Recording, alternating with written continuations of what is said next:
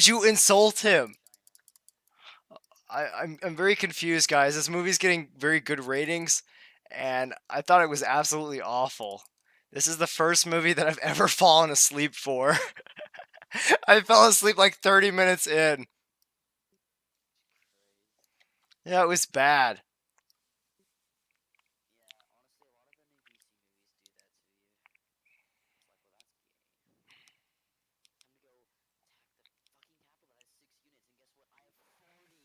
Like if okay, so like basically the first 40 minutes of it, it's just people talking about not even interesting things. Like the guy gives this monologue and it goes from like flashback to like flashback to like flashback, right? And then like a bunch of what? I guess, but like okay, so like he talks about how he was born and all this stuff, right? And the mother character is presented as this quirky girl that doesn't understand anything on the surface. She eats a goldfish raw. I'm like, okay, that's funny. That's very funny. That's great comedy. Okay, and then like space troopers from the deep sea come and they're like, "Hey, you're under arrest for leaving."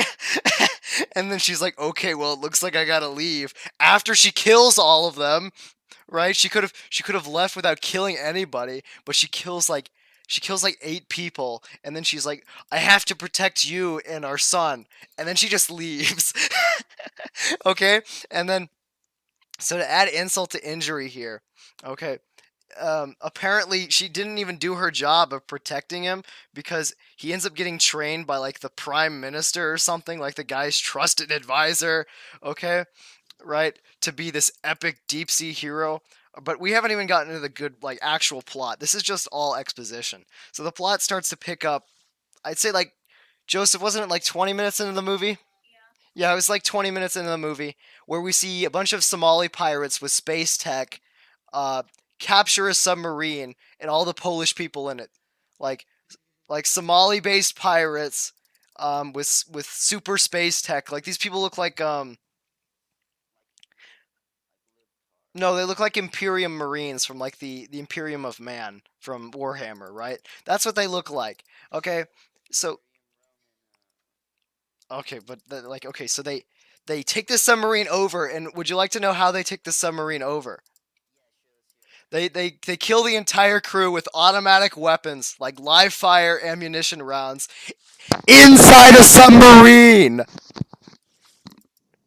And they're like, okay, we have the submarine, okay. And then the main black guy, who is the pirate captain, he he gets pulled aside by his dad, and his dad's like, my grandfather was one of the first frogmen in World War II, and he once the war was over, the United States forgot about him, but he never forgot.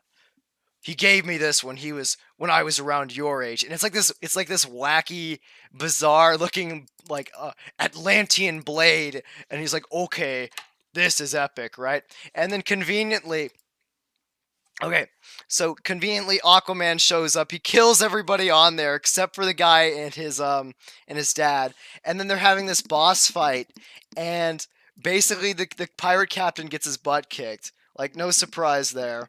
Okay?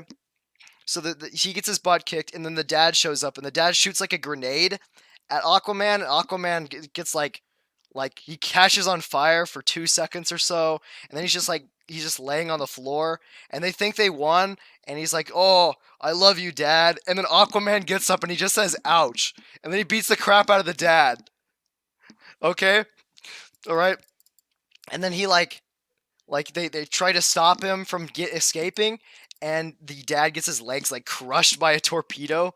Okay, and so the son is like, "Dad, I'm not gonna leave you," because like the submarine's sinking, right? There's water intake, and he's like, "You have to go," and he's like, "I'm not gonna leave you," and then the dad just arms a grenade, and he's like, "Okay, you've got to go." So he leaves, and he's like, "Oh, I will avenge you." Okay, and this is a major part of the plot, so you have to keep this in mind. Okay, so I'm gonna cut through a lot of unnecessary stuff. He gets drunk at a bar. It's all filler. It's all filler because this movie is like really really long. I wasted several hours of my life watching it. Um, so so he gets drunk at a bar. He meets this redhead from Atlantis who's like, "Hey, I'm this princess of something something. I need you to come save Atlantis." Um, and he's like, "No." And then he gets drunk again, right? And then a tsunami happens and they blame it on like a natural disaster or something, but really it was Atlantis the entire time. Um, so mind you, while this is going on, his epic half brother or something, like Aquaman's half brother is like uniting Atlantis to take over the world or something, right? Okay, and so like he once the tsunami happens, he's like, "Oh my gosh, that almost killed my dad," right? And then he decides to help. So he goes on this quest, and he's like, "Hey, I'm just gonna challenge him to a fight because I'll win." And then he loses. Okay, and so I was asleep for maybe like 10 minutes in between exposition and then the fight. So I just woke up in the middle of the fight. Um, uh, so yeah, and then he goes on this quest to find the epic trident that Poseidon or something created, um, something or another. Okay, and so they go to the Sahara Desert and they jump out of a plane. And the best joke of the entire film. Can you believe redheads or something along those lines? I really like that. I really like that joke. That joke is so funny. That was a real knee slapper of a joke. I really really like that joke. Okay? And the pilot has an Australian accent in the Sahara Desert. So, whatever. Um so to continue on my point here. So they find the desert realm or something. They find the desert realm inside the Sahara Desert, and they use his sweat to activate the epic crystal thingy, and um, yeah, that leads them to Sicily. But going off the idea that places are being dried up and stuff, I'm pretty sure the Sahara Desert and Sicily are on the same elevation, so it literally makes no sense for them to have a um a map that shows Sicily and Italy, right? If the Sahara Desert at the point it was created was underwater, right? So that happens. They go to Sicily, and there's something about like Roman emperors and like Romulus. Oh yeah, and then the Black Captain shows back up, except he's like a bug. He's like a bug with a laser beam for eyes now. He's like, I am Black Mantis or something, and then he gets his butt kicked again. No surprise, because there's no suspense in the movie. Um, so yeah, I think that was my dog, but it was, and I haven't even gotten to the good parts, right?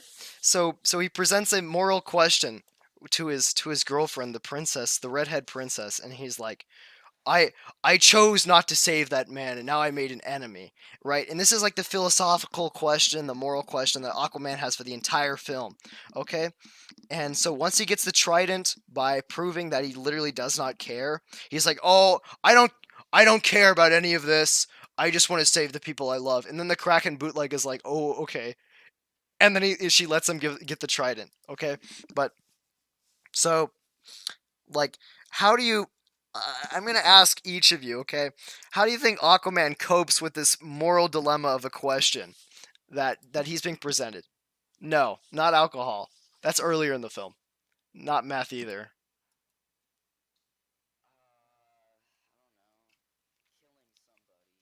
Yes, he kills hundreds of thousands of his own Atlantean people, right? In a civil coup to take out the current king, his half brother. Okay, and he kills all these people, and then he declares himself king after beating the other guy in combat. Okay, and what do you think he does with the half brother king? No, because that wouldn't fit the moral agenda of the movie. He spares him, and then he's like, "Let's talk sometime." The guy that literally took over half of the realm by killing the current kings, right? Aquaman just goes, "Let's talk sometime," because they're half brothers, right? If that's not justification that the proletariat need to exterminate royalty, then I don't know what is. Okay, I don't know how this movie got an eight out of 10 on anything. Oh, the irony, mein Freund, the irony. Oh, I love my landline. Okay, so yeah,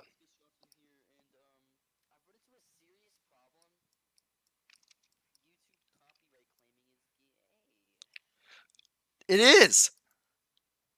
I've created my Johnny Yes Papa video 3 times now, and each and every time it has been taken down.